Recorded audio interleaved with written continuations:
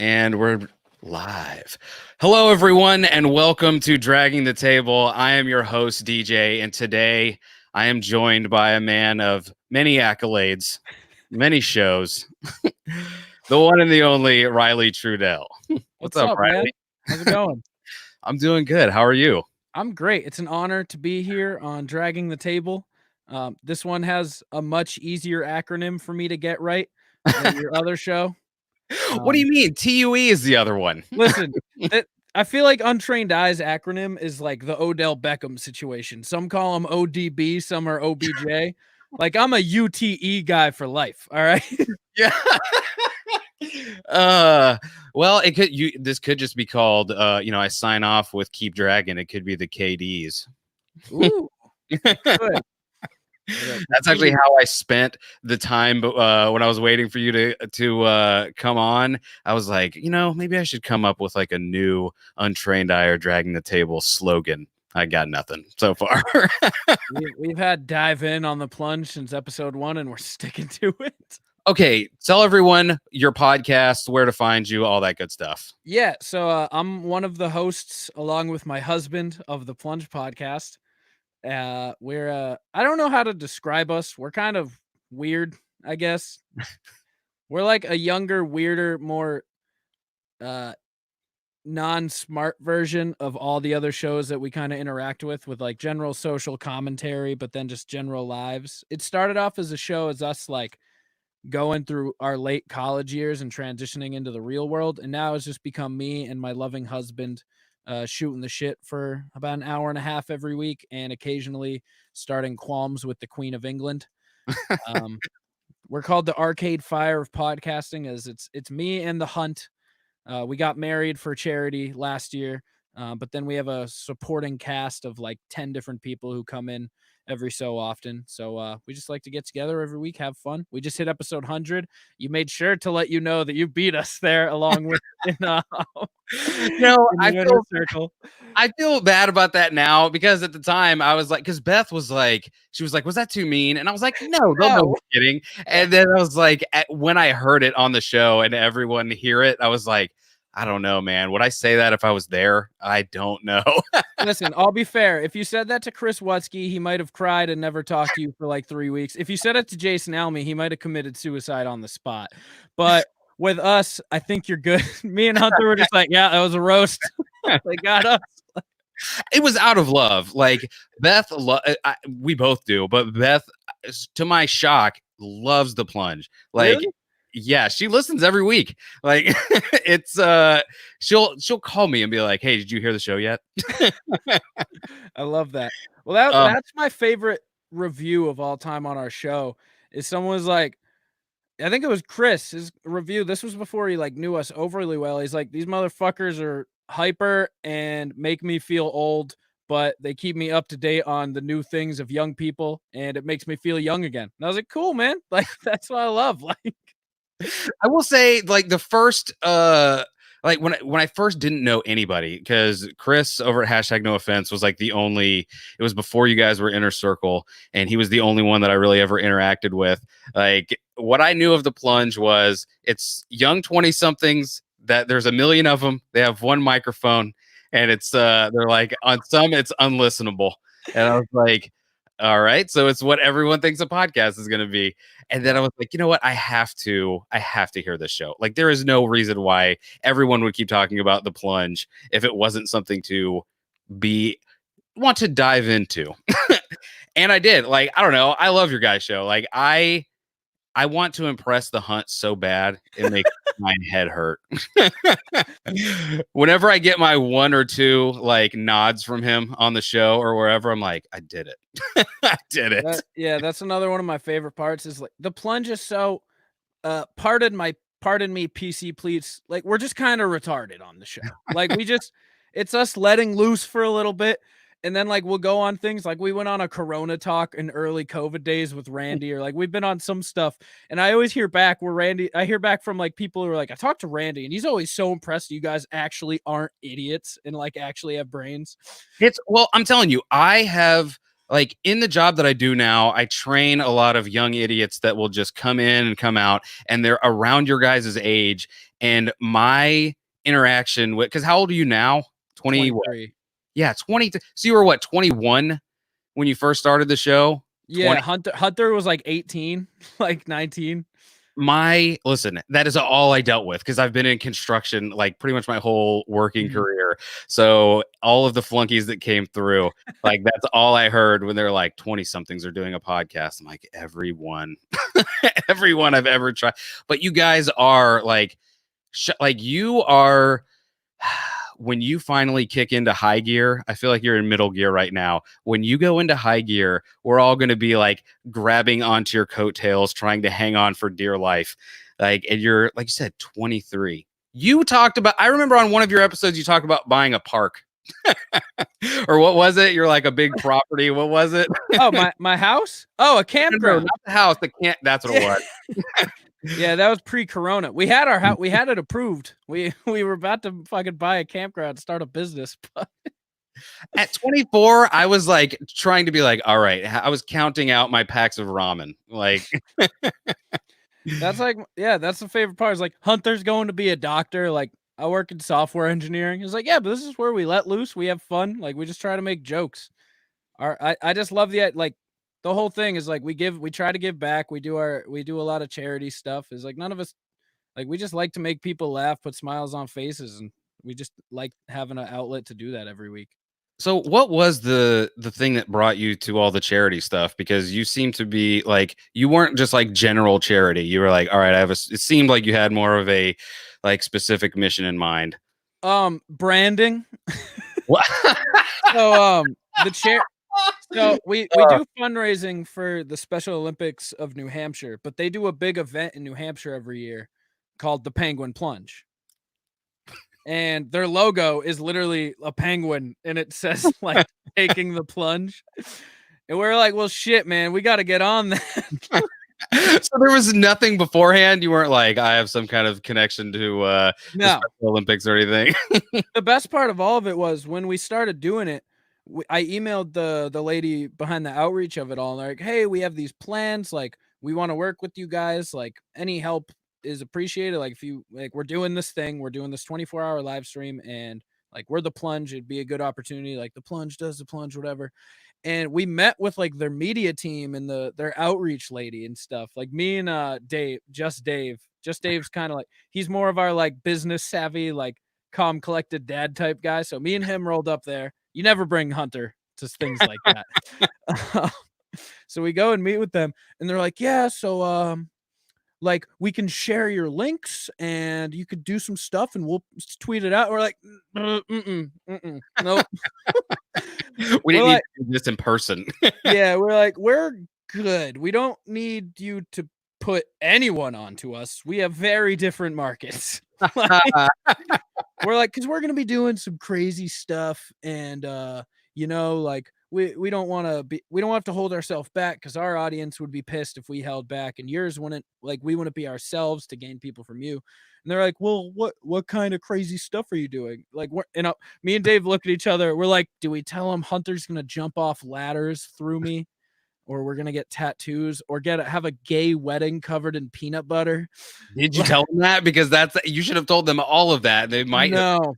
So immediately me and Dave, we look at him, we go, "Oh, like we're just, we swear a little bit because we're a comedy show, like an adult comedy. We can do that." And they're like, "Oh, okay. Well, if you send us any post stuff that's clean, like we'll post that." We're like, "Cool, cool, cool, cool. We just want your support in this. Like, if there's anything else we can do." So they gave us some giveaway stuff and all that. Well, I was like, "Listen, we're not censoring ourselves for the Special Olympics." So has that led to anything else? Like I know you're at least planning to plan another 24-hour stream. Like is Yeah, that so we're gonna do it again next year, try to up the ante. We blew away our goal. We never anticipated on getting married. well, what was the goal? The married was your top goal, right? Yeah, married was the top goal. It was $1,420.69. And we anticipated like $300, maybe like $400. Um, and we did 900 in the first like 3 hours. So at that point, Like 2 hours in, I looked at Hunter. It wasn't even midnight yet. It was like 11 o'clock at night. We had a full ass studio because all of our friends popped by the opening night. So we had like 11 people in this cramped ass room that me and Hunter are gonna spend 24 hours. And I was like, "We're getting married, bro. I don't know what to tell you." And how? So, what was your end goal, or your end? What did you end with? We ended total with like post donations and then Mhm. some other stuff. And then with the help, so we had another guy. We have a local network as well. It's Podcast New Hampshire, and another guy. I think his brother has special needs, and he was like, "Oh, this is super cool that you guys are doing this. Can I jump on your team?" And we are like, "Yeah." So he came. We had a bunch of extra money because we were only sending me, Hunter, and just Dave. So and it costs like 500 a person to do it, like in fundraising. So we had some extra money, and he raised like 400 and like we covered the rest for him and he joined our team. So with that included and the rest, we hit over $2,000 Dude, that is awesome. on a thing we thought we get like $200 for. So next year we're coming back, stakes risen. If you guys don't get $2,000, I'm divorcing Hunter on air. That is the 1,099 goal, Yeah. or 1,000, yeah, 999 goal, and the divorce. Uh, so, have you guys tried to or started formulating your top prize this time, or your top goal this time? I don't think so. But like we're gonna do in December. So we got some months. We put that together in like a month too. So now we have footage from last year's dive and like we have some stuff. So I think I want to put on more of a production next year. It was really cool because like you do the podcasting and like you get good at like audio and all that stuff. But like I had to go and put on like a full ass media broadcast and it was kind of cool to prepare for and put on. And like when we hit end on that stream, it was the best feeling ever. I was like, I just put out a full ass like media thing. Like that was cool. Like And then just collapsed into a pile. honestly, me and Hunter went out to get a beer after that. I was like, dude, you want to go grab a fucking beer? He was like, yeah. Because we didn't drink or have any sort of coffee the entire time. No coffee either. So the plan, I didn't want to crash midway. So the plan was to go until like 16 hours and then just start downing pots. But then like we just got occupied. We started like Jason Almy came through for like 2 hours and I got distracted. And then like we got closer to the goal and I just kind of forgot all about it. So I didn't do any of that because I just forgot near the end. I planned on doing it heavy, but it Not was so cool, much. man. Dude, Yeah, it was cool.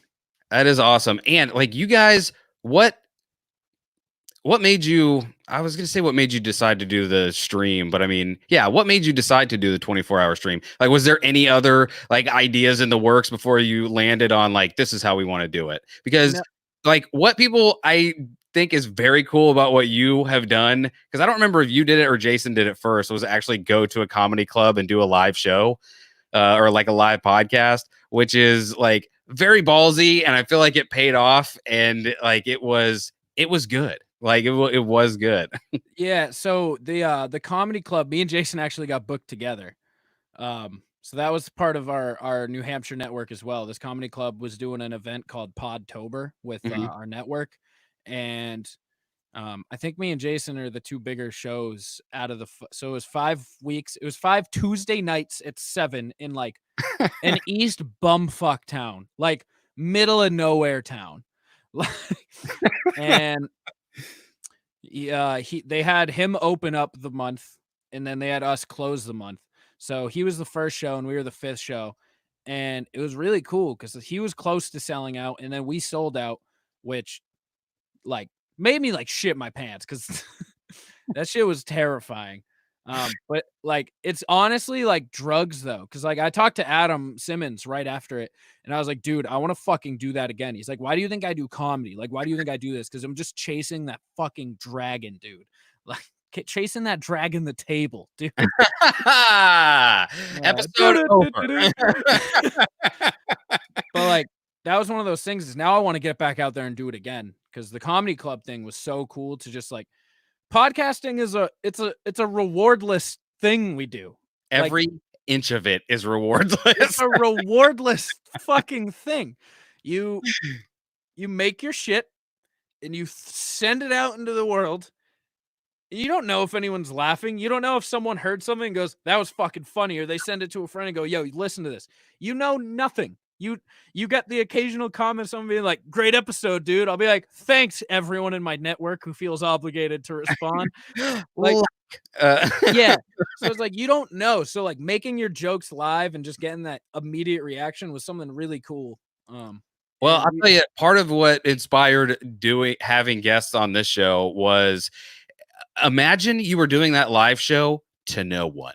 Like yeah. just looking out onto an audience of empty chairs because Well, that's what the show used to be is that and it is I can't describe the amount of nerve wrack because I was like I would put out episodes and be like I don't know maybe this is the one where the first indie guy who gets 15 downloads will be canceled who knows.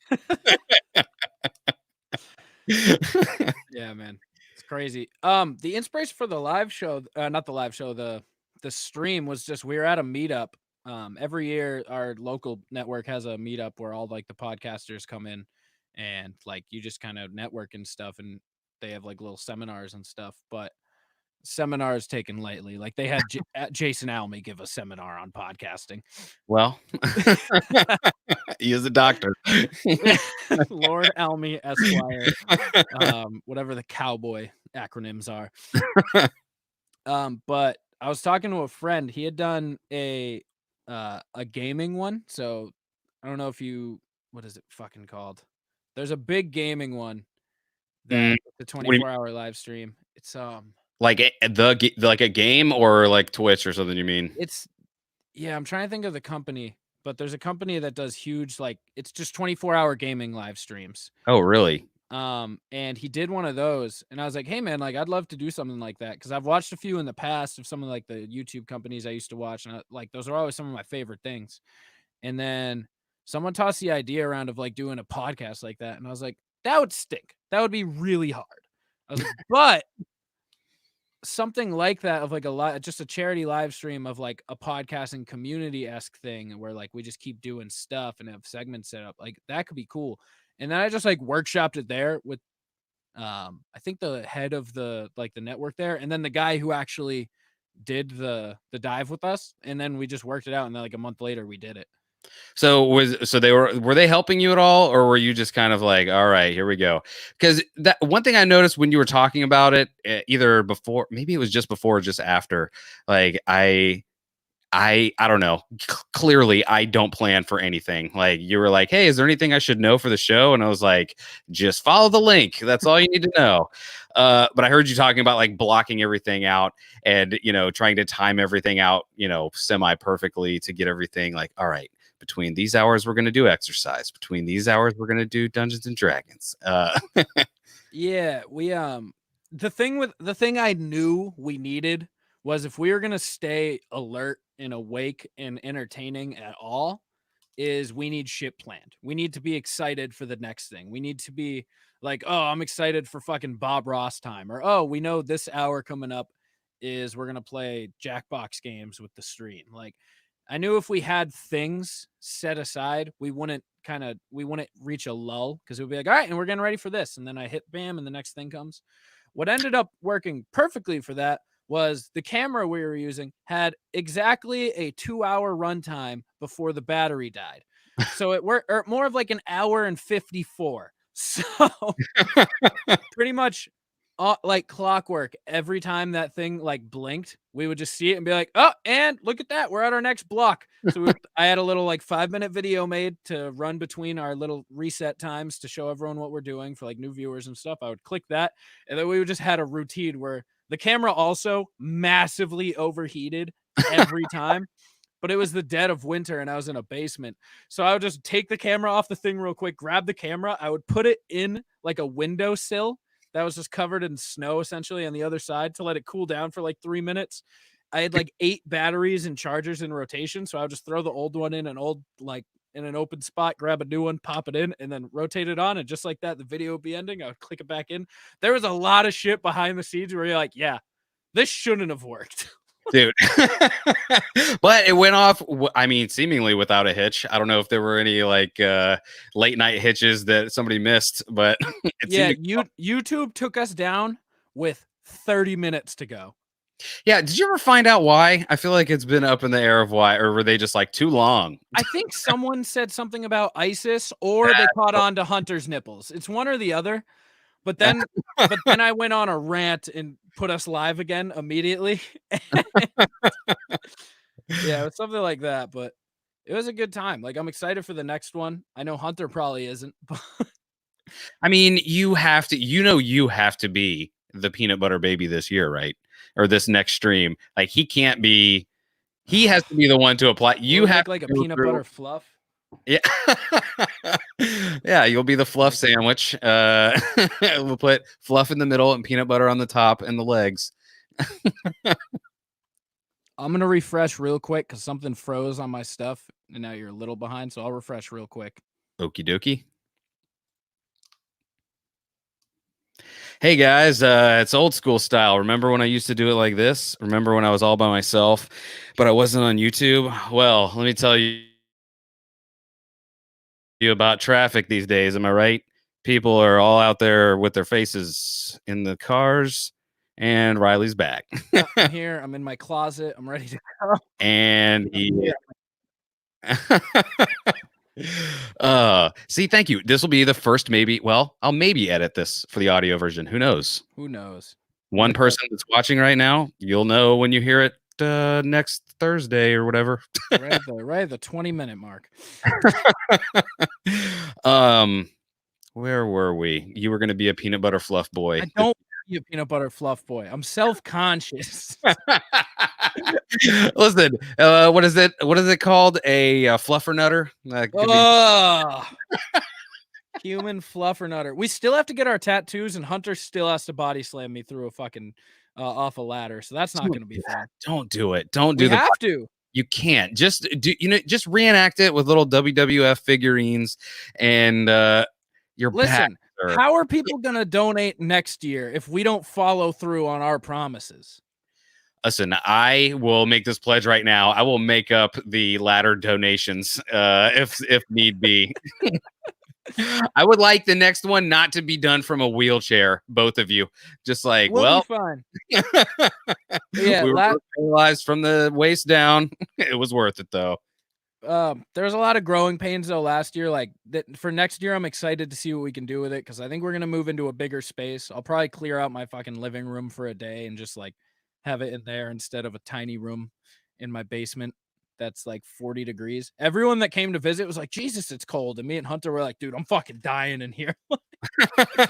That's me though. Like I'm sure I would have loved it. What was I gonna say to you? Well, we got to do an in-person UTE because I'll be down in Tampa often this fall. I'm sorry, I don't know what a UTE is, but if you mean TUE, It's like how Black Taylor is BLT, you know? It's like, what's the L stand for? Like black. BL period. Yeah. uh, uh, what was I gonna say? Yeah, dude, the plunge. By the way, can I just big up myself?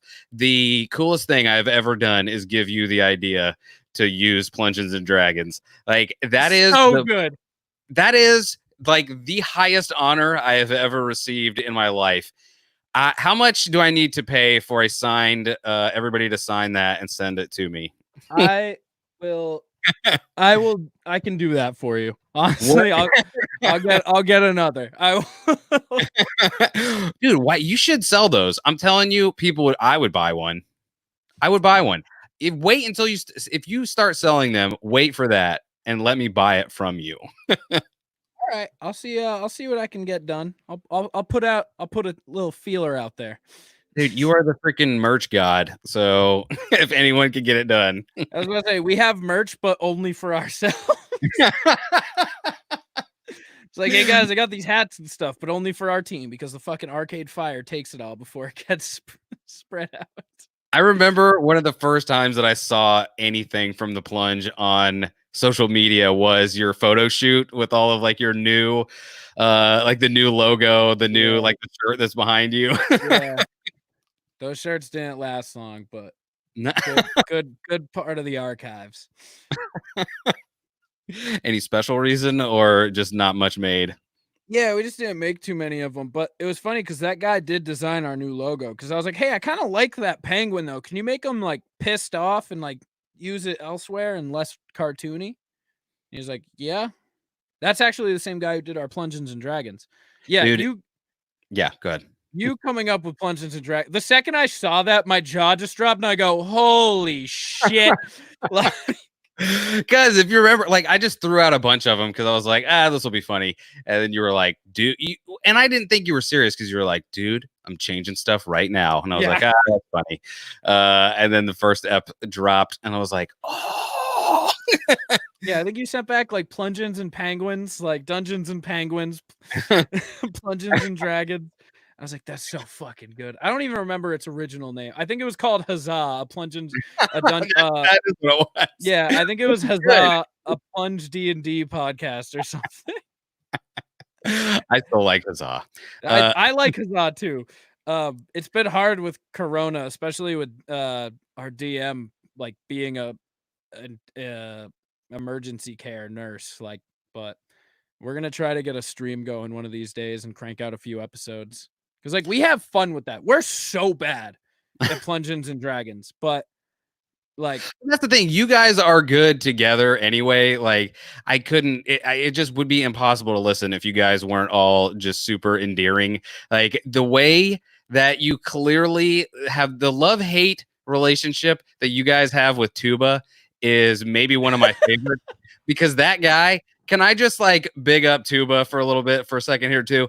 That guy when he sent in that Randy Savage message for your 100, yeah. he cemented his place in my heart forever. And then when he was like, at the end, when he was like, guys, it's me, I was like, I want to hug him.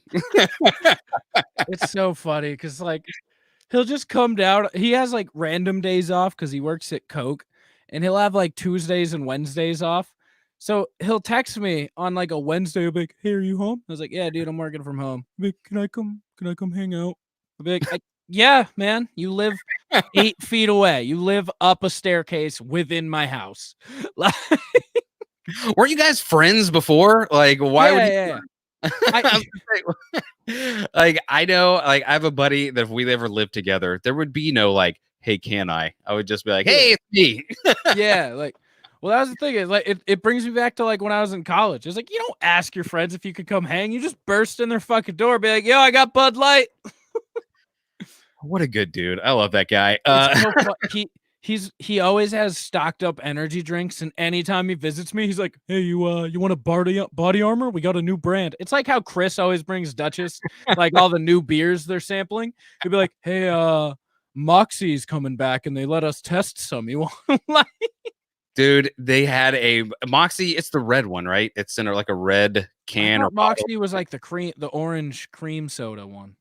Maybe I don't know. There's like a up north soda that Florida does not have, and I remember somebody talking about it. It's yeah. I don't remember what. God dang it! I wish I could remember. I wish I hadn't have brought it up. But there. What's your favorite bargain brand soda name? Ooh, ooh. I know the first time I saw what was it? I think it was like what was it, Dr. Thunder or something? Whatever the Yep, knockoff Dr. yep. Pepper was. Dr. I saw that Thunder, like Dr. Perky. Dr. Perky is one of my favorites. Mountain Lion is my all-time favorite, though. I think I want to say Mountain Lion was the Sam's Club Mountain Dew. And was it spelled like Lyon? I think it was just like normal lion, but like, that would be way better. Like, yeah, this is Mountain Dew. It, We're lying. what was? Yeah, I remember. Have you ever? Okay, we're talking about sodas. Yeah. Did you ever have like a? There was always stuff that I wanted to try when I was a kid that I couldn't until I was an adult, and some of the stuff I didn't know why. And one of those things was the drink Tab. Oh, And, for me, it was Pib. We don't have Pib everywhere up here. I think only Chipotle has it for some reason. So anytime I went down south, I was like, you best believe I'm getting me some Pib. Like I'm talking myself up, walking into a fucking Checkers. I'm like, yeah. and did you try it? And then what happened? I was like, oh, this is just Dr. Pepper. Word, okay. Hey, listen, it's for Dr. Pepper's kid. Okay. because it's Pib Extreme. Yeah, That's how you know it's for the children. No, mine was Tab, and I didn't realize because I just bought. Because of course I'm an adult with money now, so I'm like, yeah, Why would I buy one or a 6-pack? I buy a case because yeah. I am the king now, and so I bought a case of Tab, and it's just watered down Diet Coke. Like it's sugar free, it tastes terrible, and I had a case of it, and I'm the kind of person that can't just be like, well, it's terrible, I throw the rest of it away. I drank all of them. I drank every single one. And yeah, I'm sad. I don't know who it was. I think it was on your mom's house, and they're like, if you drink Pepsi, you don't deserve to live. And I was like, I feel personally attacked by this. And then because my mom's been like instead of coffee growing up, she was a Diet Pepsi girl. So Oh like, my so goodness. like on her drive to work, she like crack open a Diet Pepsi, and then like that was her. That was one of those. Do you have one of those drinks where you just have like 14 12 packs in your house for some reason? You like, can't run out of this ever. Go ahead. That was Diet Pepsi in our house. Like, and I felt personally attacked because then he's like, and if you drink Diet Pepsi, don't even get me started there. I was like, God damn it. You got the right one. Yeah. No, ours was our drink of choice. Like we grew up dirt poor, and so poor that my mom, apparently there was some kind of like such a price difference between whole milk and skim milk that she would only buy skim milk. Ugh. And dude, your face is exactly right. But I didn't know that because I grew up on skim milk. And then when I made it to high school, I spent the night at my buddy Antoine's house, and he, as Like, a joke, what is this magic? well, What is okay. this magic cream I'm drinking? So here's what happened. He was like, "Hey, do you want some cereal and a glass of milk?" And I was like, "Of course I would." And so he pours me some cereal and a glass of milk, and he gives it to me. I start eating the cereal, and I'm like, "God, these tricks or whatever taste delicious, like extra delicious." And then I drank the milk, and it tasted normal. And he started dying laughing, and I couldn't figure out why. And through laughs that he just could not get to, he had cut the whole milk, with half water. And it tasted exactly like what I knew of skim milk. It was still better than your skim. And he was losing his mind. Can I ask you something? You drink the milk every time you have cereal, right? How do you not? I was FaceTiming my girlfriend last night, and she finishes a bowl of cereal, and then she just dumps the milk out. Well, what kind of cereal was it? Was it Cheerios? It was Cinnamon Toast Crunch. Get the hell out of my face. I was dumped her on the spot. I was like, are you fucking kidding me? And then she goes, I was like, why don't you drink the milk? She goes, well, most of the time I just let my cat drink it. And I was like, what? No. That was the best. You got Cocoa Krispies, and then you got chocolate milk at the end.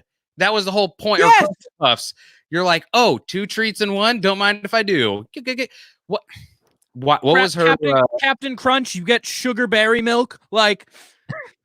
That's why I asked if it was Cheerios. Cheerios would make sense because you're like, ugh, somehow you made milk blander with regular Cheerios. But what was her excuse for this? She goes, I don't know. I was like, that's unexcusable. I don't think I could forgive this one. Her parents are serial killers. That's the only explanation. Because she's just imitating what her parents did. She just saw her mom and dad just dump perfectly good milk. Ugh, that's crazy to me. I'm trying to think of something that's like being like, I can't finish this drink. It's half my ice melted. What do you mean? Like, I can't imagine growing up in my household again if I had to go back and be raised in my house, because I grew up in a 2% family, and like now if I had 2%, I'm like, cream. Like, holy shit, that's heavy. Like, you don't have milk at all anymore? Cereal. And that's it? Cereal to like mix in with like breading or eggs. Like, that's it. Okay, here's another important question. Did you ever just drink a glass of milk? Like, just apropos of nothing. Just be like, you know what? I'd like an ice cold glass of milk. Yeah, we were like a 5-gallon a week family. Like, We I, were you were a put the milk in the middle of the dinner table, suburban white caucasity. We're eating dinner together at the dining table. You know that room every house has that has a kitchen, like a dining room like set that is just no one uses. We used it. That was how Caucasian we were. imagine you just like guys just dumping saltines into a bowl of milk, like, delicious. Uh, No, we sorry that no, we our family was orange juice. Like however many bottles of milk you went through, we went through gallons of orange juice. really? Like they gave it away. We used to get yelled at every single day because me and my brother would house all these gallons of orange juice. Now, can you drink orange juice today, or are you a less orange juicy? See, that's the thing. I can't do orange juice. I never have been able to. I'm And pretty sure I made myself lactose intolerant, and what's the other one? I gave myself like early onset heartburn because I didn't know what was going on with my body, and I'm like, it's just like fire all the time, right? In the stress your there, body's like, the acid consumption is just astronomical. and it was. I can't like dairy now in general, aside from cheese, like anything cream based makes me like the sight of it. I grew up, you know what my dad does? My dad does 14 creams in his coffee. Wow, your dad is gonna die soon. And he's done that for 20 years at least. My whole lifetime. He used to go because Dunkin's is every like quarter mile around here. He would get an extra large coffee, and he used to go heavy, heavy, heavy cream. And then like 3 years ago, because then he would get his heavy, heavy, heavy cream, and he would go, because it's already cool by the time he gets it. Uh, he would take a sip and go, and hand it back, go more cream. So one day he finally asked, goes, how many creams is that? And they go, 14, sir. And now that's just been his thing. Oh my god. We would go through one of those like half-gallon creamer things every like 5 days. It was disgusting. Okay, I changed my mind. Your dad's never gonna die. I hope you guys get along because he's gonna be alive for life. He would have died too many years ago. So, how do you take your coffee? Black. Like, Okay, I guess I don't know how my parents took their coffee. Like we weren't, we didn't communicate like that. But yeah, I'm black coffee guy all day long. I just found out today that makes you that is one of the categories for you might be a serial killer. So I don't know, man, but whatever. I'll kill as many people as I have to not to have to put sugar and cream in my coffee. yeah, I've never done sugar. Like even when, because you got to start somewhere. Like for me, the path was coffee ice cream, then culottes, then like heavy caramel swirl, and then eventually just down to black. But like I've never done sugar. If I do iced coffee, I'll do like flavor or a little bit of almond milk, but hot coffee's always black. Yeah, I can't drink cold coffee, and I figure the coffee is just too hot for flavor to matter anyway. So black coffee, my tongue is burnt off to a crisp, and there you go. I have my fuel for the day. Yeah. That's the only dangerous part of work from home is I spend a lot less money because I'll just hit the cafeteria at my work. It's like $2. I'll fill my like travel mug and be good for the day. Now I'm spending like no money because my roommate pretty much pays for all the coffee stuff, but I'm drinking a dangerous amount of coffee. And it doesn't even do anything for me. I just like it. Like I'm not one of those people who gets headaches when I don't get it. Like if I don't get it, I'm fine. I just like to have my coffee. I would like you to go for 24 hours without coffee. Like start at the normal time you would start drinking coffee and then go 24 hours. If you don't get a headache, I'm jealous of you. I get a headache after like 10 hours. Like yeah, I'm good. Caffeine doesn't do anything for me. And that's why my roommate thinks I'm a serial killer. Back to serial killers. He does not understand how I don't have like a vice.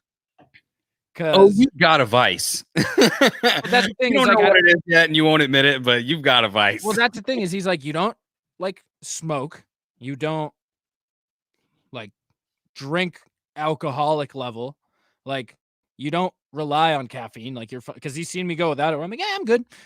He's like, I don't get it. He's like, if I don't have like a cigarette or like if he he's in a drinking bitch, he's like, I can't function. He's like, but you can just function whenever. You don't get headaches when you don't have anything. You're a serial killer. Your vice is murdering people. I'm like, No, eh. he's just not thinking, but he's thinking too narrow. He's not thinking broad enough because your vice, I'm going to tell you. Do you have any idea what your vice is? Because I am going to tell you what it is. Go for it. It is tasks. Like you, because like when we have played like games on stream or whatever, you are all over the map. Like I would never guess that you would be able to like pull it together and be like, we're gonna do this show and focus on it for an hour and a half. Because you're like, I know we're about to rob this bank, but I got this BMX bike and I'm about to try and do a wheelie over a car over here. We're like, hey man, where you going? You're like, yeah, whatever. But you like lock into whatever it is that you're doing with now what we know is serial killer a serial killer attention. Yeah, just fucking I'm serial killer locked in. That's it. I'm telling you, your vice is tasks. Like you're like, all right, I've decided this is what I'm gonna do, and the blinders are going on, and this is just what I like to do, guys. Oh, you should see me at work when I'm like I'm wildly productive at work because I'll just like and just crazy. Man, are you allowed to say what you do? I've always wondered because people talk, but Yeah, not talk. like, I mean, like, okay, well, like Duchess will be like, he works for Tony Stark, and I'm like, I work in defense. That's really like like I do software stuff. That's so like you tell the drones to go and be like, all right, listen, just I know we're supposed to get this one guy, but it's fine. Just no. this much wide. I have a boring desk job. I sit at a desk and listen to podcasts. By the way, that is the real test. Like Beth, my wife, she can only listen to like maybe 2 or 3 a day because she like has to pay attention to her job, and that's how I know what I do is mindless because I'm like, well, I just get the playlist ready and I push play and I never push pause for the whole day. That's awesome. Yeah, I'm like I can do like 2 or 3 a day because then I start to like I'll just throw music in at some point. Like you ever have the weeks where like you feel we're so deep into the community now, like we're some of the longer running guys, like we're active in it. And you just like now I have obligations to listen to my friends before anyone else. And I'm like, man, this week I'm just not feeling podcasts. Like I really, what my thing that I do like once a month, Castbox, like they have audiobooks for free on there. yeah.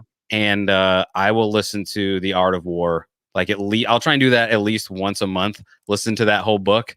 And I'm telling you, it is energy to listen to that because you get to the end and you're like, oh yeah, we're gonna do this. And it's different too. Yeah. Yeah, it's just a different tone. No, that it's just like sometimes you just have to change it up. Yeah, I've honestly thought about getting like an Audible subscription or whatever you have to do. I haven't looked into it at all yet. Just to start listening because I feel like I've listened to every music I'm ever going to listen to. Like if something really comes out that I need to hear, like someone will let me know. Somebody will be like, "Did you hear the new whatever?" And I'll be like, "Nope." And now I get to experience it new for the first time. Yeah. Hooray! I don't know why, but I also kind of feel that way because like I've listened to all the old stuff. Like I'm one of those people. Like my girlfriend hates me all the time because she's like, every song. I'm like, I'm sorry, like I don't know what to tell you. She's like your playlist doesn't have one song that's like the next one. So it goes from like Biggie Smalls to 60s country to Jim Croce to like whatever. And I'm like, yeah. She's like, I don't know. I just like music and I've listened to a lot of it. And I think I'm good. Like, I don't think I'm going to be blown away by much of this new stuff. Yeah. And that's the thing is like what I've noticed from listening to podcasts, I don't know, incessantly for the past however many years is when something good does come along, like it makes it, to me anyway, in my own head, I've decided it makes it that much better. Like I just can somehow enjoy the music more because I'm like, oh, I'm not consuming this all the time. So it's like, oh. But then you get caught up in stuff like Lil Nas X and people make fun of you because you like him unironically. Listen, That shit was a bop. All right. I'm still here to say that's the song of the decade. All right. I agree. Longest run, it was it all time? Longest running Billboard song of all time. The longest running of all time, best everything of all time, Like craziest outfits in 10 years, that brought itself, Ray Cyrus it's back from the grave. it's just so funny. Cause like you could be like, yeah, music, like, oh, you know, the Eagles album, like, oh, the greatest. They'd be like, Lil Nas X is better. They'd be like, what? No, I'm a music classicalist. Big number one. Look Stats at it. don't lie, sir. Yeah, numbers don't lie. Baby ball don't lie. Shoot them up. Let's go. Can I tell you though, the thing that endeared me to Lil Nas X immediately is when the country community was like, "No, thank you. We will have none of Well, this." that's what kicked it all off. Dude, they ruined it for themselves. Like they made Yeah. themselves irrelevant in that moment and didn't even know it. I saw a thing the other day. I think Doja Cat, who's like one of the new like Cardi B's coming out, like one of the new like woman, like like Nicki Minaj, Cardi B-esque person. She made a remix to a song with I think Beyonce. Billboard tweeted it something like number one like remix song in the last like 10 years. Lil Nas X quotes it and goes, I didn't remix the same song 27 times to be slighted by Billboard like this.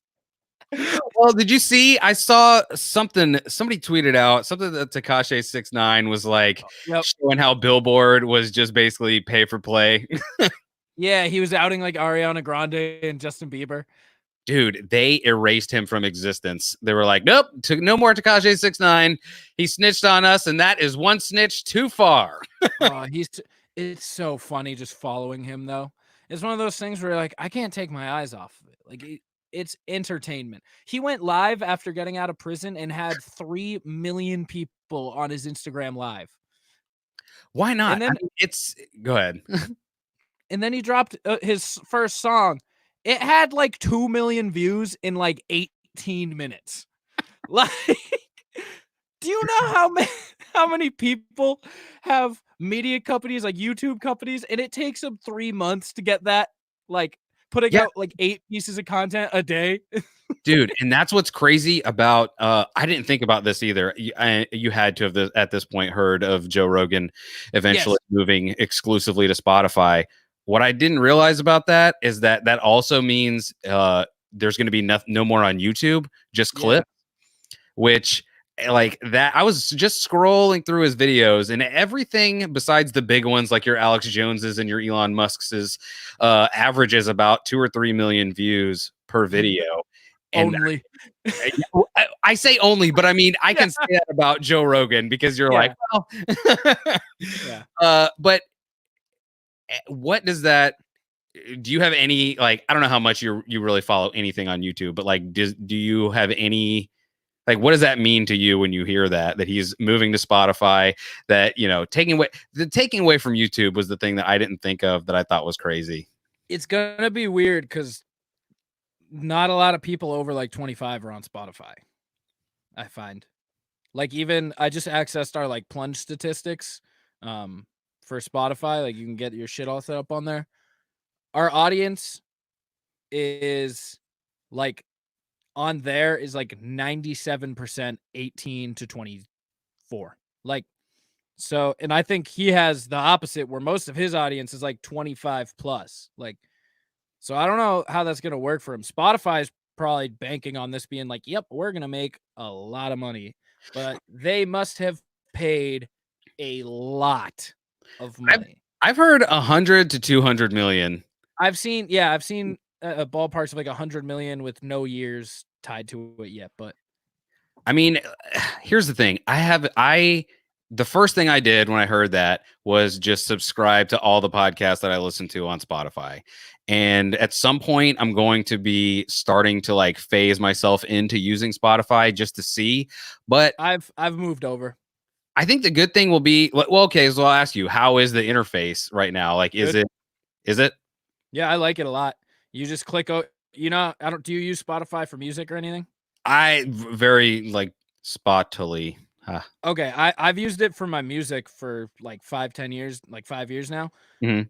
And, like, I love it for there, like, it makes like, the music side, I've always been heavy music, like, way better than Apple Music, like, I've always been team Spotify because like, it makes you, like, 5 playlists every single day that it thinks you'll like. It tells you everything new that, like, anyone, like, you listen to has released that day, like, they're very user-friendly, like, they give you shit.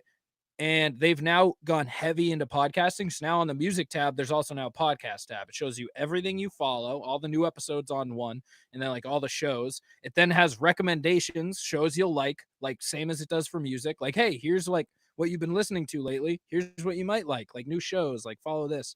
It's very user friendly. The stuff updates like Apple Music. I make weekly episode templates. Like you do the same. Can't Mhm. get them on Apple Music. But Spotify, that's my album art. It shows up. Like, so I can specifies that. Like, it's pretty good. I like it a lot.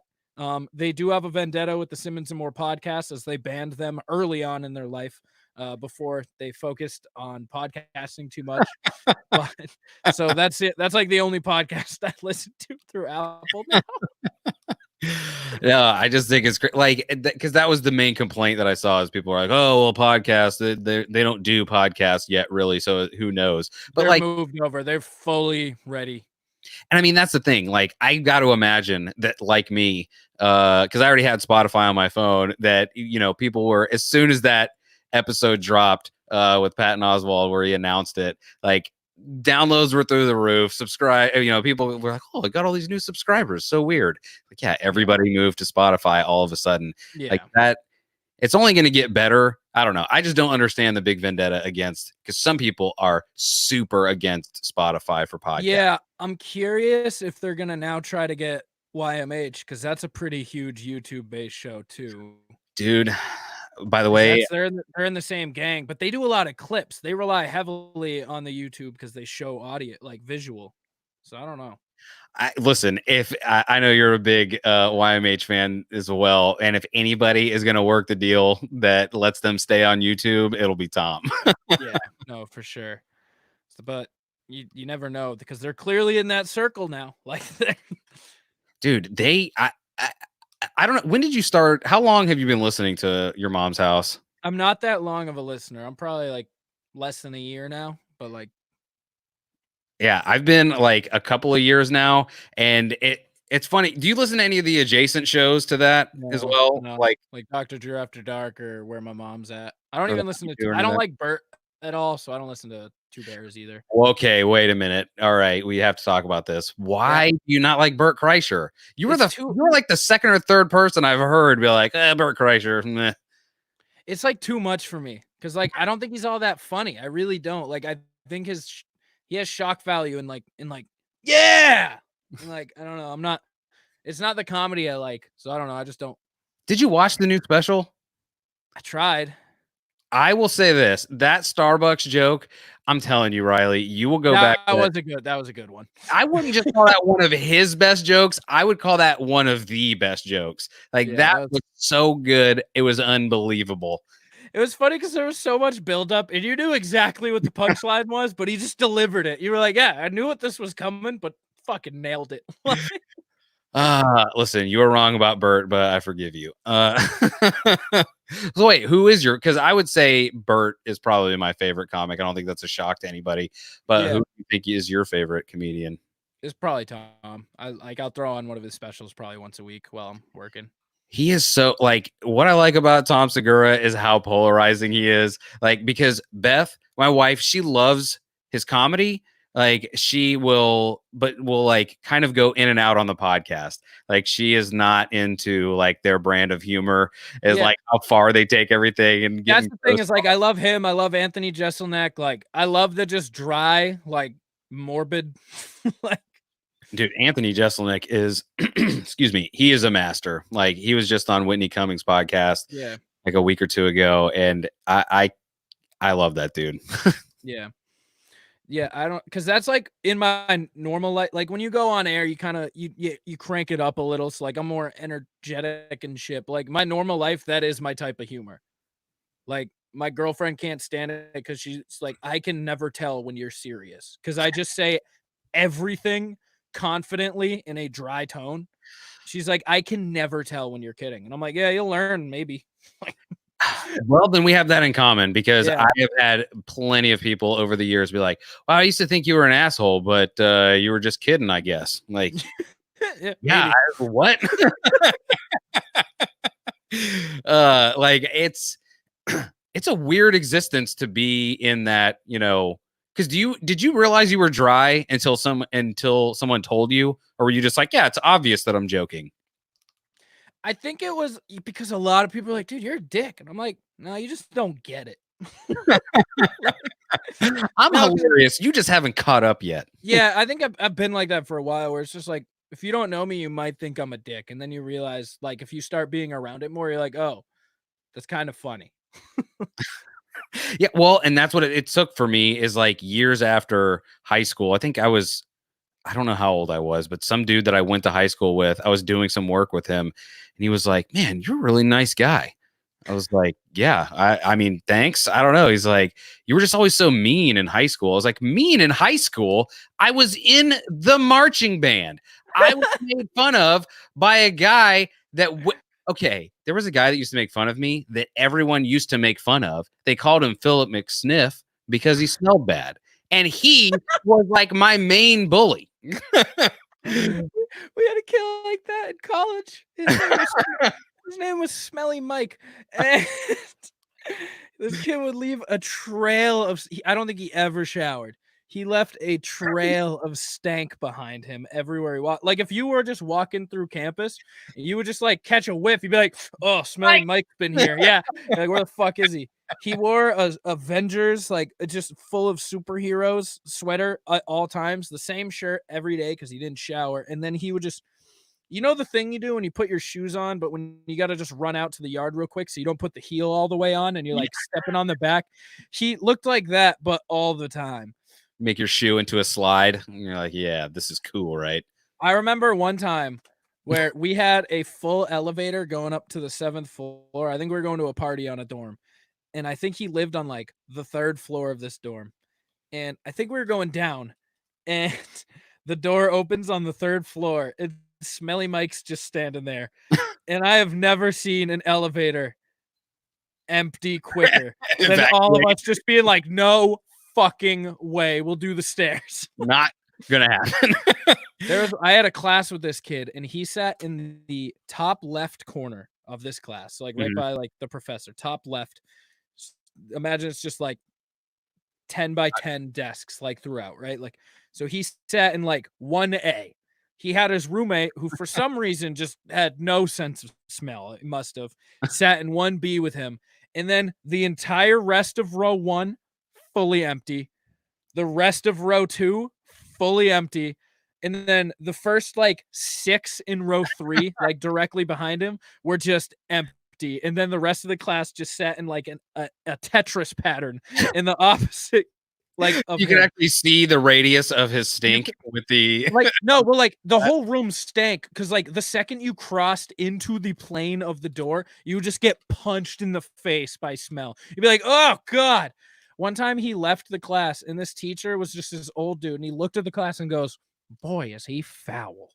Oh my god. I mean, there are people. Did anyone ever approach him like, hey, do you have no sense of smell? Because that does happen. Like, people sometimes don't have a sense of smell. I think he got like, I think he must have had a disease or something. Like, it was bad. Like, it wasn't like BO. Like, it was like you went to the dump and it's a 90-degree day bad. Like, at all times in like 100-foot trail. Like, he looked like the fucking kid from the Peanuts who just had a cloud around him at all times. Pig pen, yeah. Yeah, he fucking was a fat pig pen. Well, listen, I mean, I imagine I didn't smell that bad, but like I remember, I don't know if you remember, but I remember vividly the day that I went from not needing deodorant to needing deodorant as a child. Because 3rd grade. I just, you know what's funny? I remember the classroom. I don't remember the grade, but I remember there was a girl that sat like, I think behind me diagonally to the right. And her name. It's 5th grade. You know what it is? I coach elementary school basketball, and I can always tell because we have like 2 practices a week and usually 1 game. I can always tell the day they got the video. You walk in and they're all just like shy, like and a little extra giggly. They're like, boobs. You're like, yeah, dude. But I remember like raising my hand for something, and then I could smell my own arm and was like, "Oh my god, what is happening?" Is So I that me? don't know. Yeah, it's like yeah, and that is the first reaction, right? You're like, "Geez, somebody, Yeah, it's got to be someone else. somebody smells like boiled onions. What is going on?" Yeah, it couldn't be me. Yeah, Have you seen? I want to talk about this. This is the one thing I had on my agenda to bring up. please. Chuck E. Cheese during Corona, they haven't been selling much pizza, right? There's not a great stigma around Chuck E. Cheese pizza. Like, well, I'll say it. All right. I'll be the bold one out here. I'll man up and say it. No one's itching for fucking Chuck E. Cheese pizza during this COVID-19 quarantine. On DoorDash and shit, they changed their name to Pasquale's Pizza to try to trick people into ordering Chuck E. Cheese pizza. Did you know this? Can I tell you that as I don't have kids, but I do have nephews, so I've been to Chuck E. Cheese more than a few times. Yeah. Chuck E. Cheese pizza not that bad. I like Chuck E. Cheese pizza. It's super greasy. It's definitely a different taste, but it's pretty good. It's not bad. Like I wouldn't. I've definitely had worse. I have had. They got the aeration at the bottom. They There's got that to that like crumbly stuff on the bottom. What is that? Mhm. Like you know what I mean? It's not Yeah. like grit on the bottom. It's good. It's like a poor man's deep dish for some reason. Like they got their crust for deep dish, but they're like, we're cooking this our own way though. Like it looks like it would taste better than it does. Like it is not very flavorful, but it is good. I'll go as far to say that Chuck E. Cheese pizza is better than any pizza you could buy in New York or New Jersey. Especially New Jersey. Especially New Jersey. But yeah, they changed their name to Pasquale's Pizza because there's a man in Chuck's band named Pasquale, and they're now going under the alias of Pasquale's Pizza to sell online Zaz. Can I tell you, Charles Entertainment Cheese did the best thing. Like there is no better sidestep than that. Like that, what whoever did that, if they don't now own Chuck E. Cheese, then I don't know what. That is the most brilliant thing anyone's ever done. Like it's just impossible to do anything smarter than that. Because I would never know. I would never know. No, well, that's the thing. Like they've been doing this for months now, and someone just found out. They're like, this tastes familiar. Like an ex Chuck E. Cheese worker, like kitchen worker, was like, I've made this before. I know this because it's a distinct taste, that Chuck E. Cheese pizza. Like, you know, when you bite into a Chuck E. Cheese pizza, what you're getting. They're like, I know this. Like, they look into it. They're like, fuck, they got us. Dude, we are going to find out that they bottle that beer that they serve. It's not actually Bud Light. It's the, I don't know. What's the purple monster's name? I don't know any of their names. Like it's not Grimace. Grimace is the McDonald's purple guy. Well, that was my plan this week. I'm doing a deep dive of the fucking Chuck E. Cheese cinematic universe on the plunge this week. Can I tell you? It's so funny because my nephews got deep into Five Nights at Freddy's, and I was like, I got to be there when I was like, you guys know this is like just Chuck E. Cheese, but as a horror game, and they're like, what? Like they all of a sudden saw the correlation. I was like, yeah, and they're like, oh my god, it's amazing. I can't wait for that. Yeah. Are you still gonna do it? Yeah, we're going on a deep dive to the rest of it because I guarantee, like last week, I learned that there's a deep etymology to the Spyro family and all of their characters. All right, we're at the end of the episode, so I'm going to cut you off and ask right now because you like vaguely mentioned it on episode 100, I think. But what is the deal? Because I was like, I don't know, what was it? You like recommended the show to Delvin, and I was like, oh, we have a fan. Look at that. Damn Spyro. Huh, That's the interesting. thing. I'm I like, who is changed this person? everything too. I changed everything. If you didn't see that my bio just still says like host of Plunge, you would have no idea it's me. Well, because also on the Plunge Twitter, it's still got your old handle up there. So Oh like, shit, that's right. I gotta change that. Good thinking. Uh, no, so this I'm user gonna. does not exist. So I was bored one day and I looked up Moneybags. And then I realized on his thing, so Moneybags is a character in like 2 of the Spyro games who just takes Spyro's gems. And I looked up, they have a wiki page for it. And I was like, this is fucking bananas. Why do they have a wiki page? Like, there's like 2 good games. And then I go down and it said he has like 6 children. And I was like, no fucking way. And then I go and look and I click Maxwell Moneybags and I look and there's this like 16-bit photo of him just looking like just 8-bit ass Maxwell Moneybags. And I was like, holy shit, I am this. So now I plan on me and Hunter are getting into streaming. We're gonna start streaming soon. And I have Simpsons Hit and Run that I'm getting ready to stream a full playthrough of. And then I'm now gonna be streaming Spyro, the original 3 from the PS1. Playing the remaster all the way through, but I'm playing it going undercover as Maxwell Moneybags to get revenge on Spyro, hence my damn you Spyro, for Papa being Moneybags because Spyro hurt Papa, and I'm here to get revenge on all those. So many words right now. Puppa and Spyro. Yes. Yeah. I know Spyro, and that is it. I know. But by the way, I knew nothing about the Goofy-averse either until you guys Listen. all So down. we're doing a deep dive. You know, it happens. We might do a double deep dive because that was one of those we ran out of time. We went long with the voicemails and stuff. I know Dave wanted to ask many a questions of Maxwell Moneybags. So we'll probably go into that a little bit. It was perfect. It was funny because like my girlfriend was like, I sent her a meme like from my normal timeline because like my normal timeline's still all the same. I sent her a meme and she was like, what the fuck is this? And I was like, isn't this funny? She's like, I don't get it, but I know you're just giggling to yourself profusely in your bed right now, so I'm happy for you. And I was like, you're goddamn right I am. She's like, I know you too well to know that you think this is hilarious, and I don't get it, but I'm sure in some world it is. So go you. My only disappointment with it was when I was like, oh, someone's recommending us, a fan. And then I was like, hi, I'm Riley. I was like, God dang it. I appreciate it, but Too good. Riley, this was fun. This has been an absolute pleasure, my friend. We need to do this again soon. We should. Like I said, I'll be down in Tampa. I'm a ticket holder to the Tampa Bay Bucks, so I'm gonna be down there in Tampa often this fall. So yeah, I'm sure you to link up. Catch the next version of COVID. It'll be leprosy in your nose. Next Rona. Yep. I'm here for it. I'm gonna become a Florida man, as Chris says.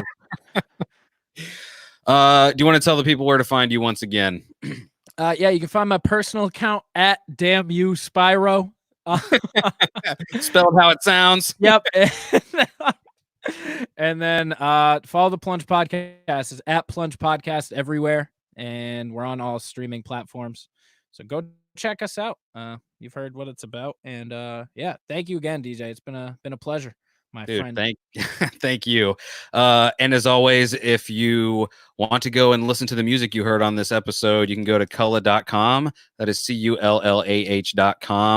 Listen to the new album, buy some merch, be cool for once in your life, and keep dragging. Rawr.